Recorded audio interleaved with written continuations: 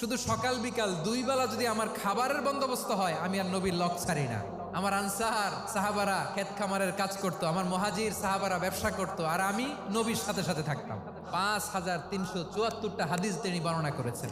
সবচেয়ে বেশি হাদিস বর্ণনাকারী সাহাবী আবু হুরায়রা রাদিয়াল্লাহু তাআলা আনহু। বিড়ালের বাবা কি করতেন? খালি হাদিস মুখস্থ করতেন। হাদিস প্রিজার্ভেশনের কাজে বিশ্বনবী ওনাকে কাজে লাগিয়েছেন। উনি একদিন বলেন, ইয়া রাসূলুল্লাহ আসমাউ মিনকা কাসীরান ফালা আহফাজু। নবী, অনেক কথা শুনি, আমার মনে থাকে না। বিষ্ণু বললেন, তাই তোমার চাদরটা বিছাও। আবু হুরায়রা বিছালেন। বিশ্বনবী হাত বুলায় দিলেন। এরপরে অনেক হাদিস বর্ণনা করলেন। আবু হুরায়রা বলে, তারপর থেকে বিশ্বনবী যাই বর্ণনা করে আমি শুনি আর একটাও বলি না। এখন সুবহানাল্লাহ। বিশ্বনবী ওনাকে নবীর এই যে লক্ষ হাদিস প্রিজার্ভেশনের এই দায়িত্ব দিয়েছেন সাইয়েদনা আবু হুরায়রা রাদিয়াল্লাহু তাআলা আনহুকে। আপনারা কি খেয়াল করেছেন কত বড় চৌকস ট্যালেন্ট হান্টার ছিল আমার নবী? এক একজনের এক এক ট্যালেন্ট, এক একজনকে এক এক দায়িত্ব দিয়েছেন, এক একজনের প্রতিভাকে এক একভাবে বিকশিত হওয়ার সুযোগ দিয়েছেন। আওয়াজ করে বলেন ঠিক কি না?